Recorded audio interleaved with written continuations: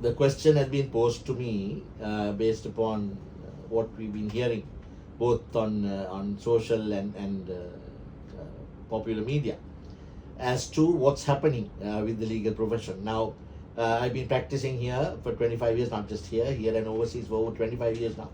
And I can remember only 3 occasions on which the lawyers were moved to such a step as to take some professional action, such as withdrawing from their duties in court to stay away from their professional duties. And those were 3 occasions I can recall for the entire 25 years.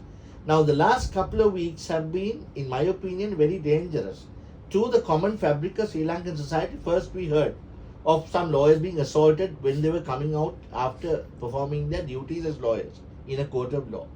Recently, a few days ago, we heard that a lawyer has been assassinated, and it is said that these are for his professional duties, his professional work.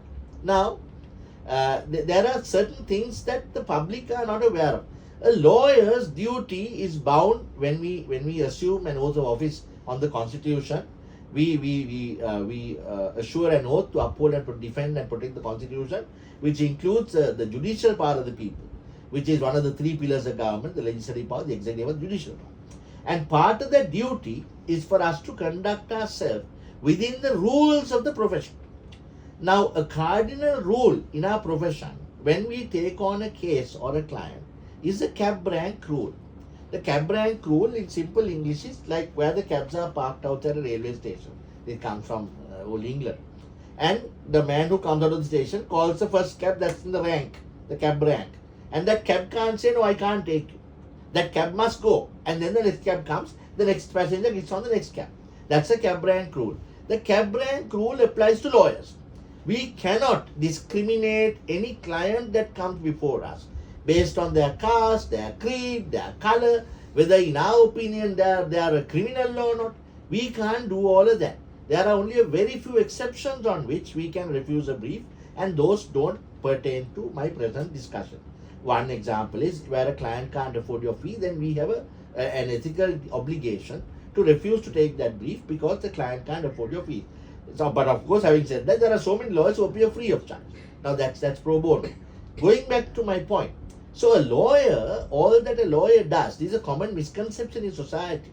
All that a lawyer does is take the client's case before the court of law.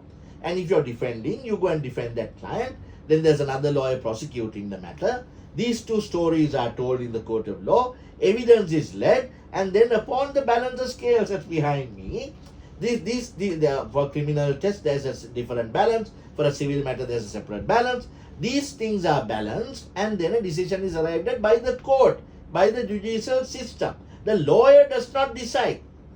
All that the lawyer does is go and tell the story of what his client has instructed him or her.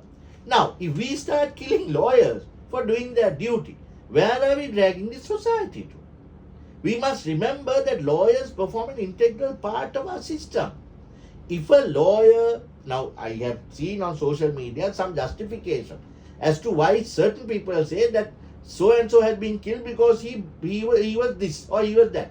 If a lawyer has breached his professional ethics, if a lawyer has gone beyond the purport and ambit of what a lawyer ought to do, then there is a way to complain.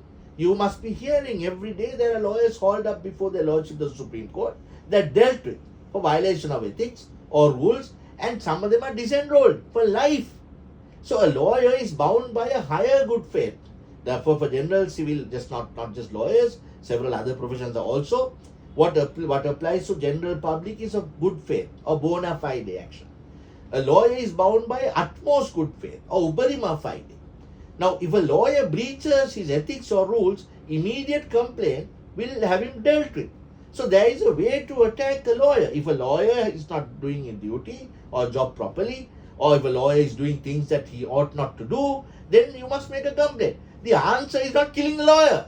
It's like killing the messenger. There is no point in shooting the messenger. He is only bringing a message. You must look at the message.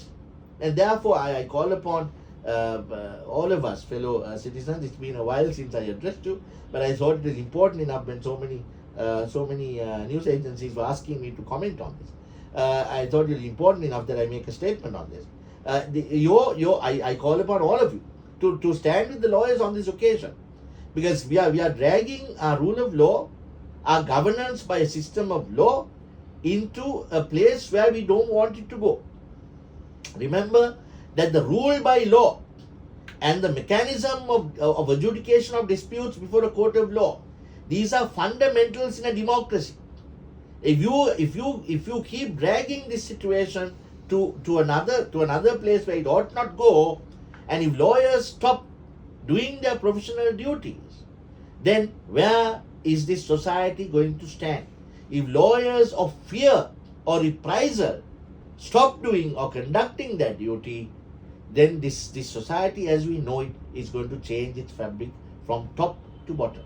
Therefore, I am not blowing anything out of proportion. Be warned. I think there is a red light here. The red light is, let the profession continue in its course. Do not try to interfere with the profession or the system of the legal system, the judicial power of the people, and the rule of law. These are fundamental fabrics of a democratic society. And here there is a clear sign that it's under attack. So therefore I ask all of you, all these days and years, lawyers have been defending you. Lawyers are now calling upon all of you to get together with the lawyers. Let's put the system right before this gets out of hand.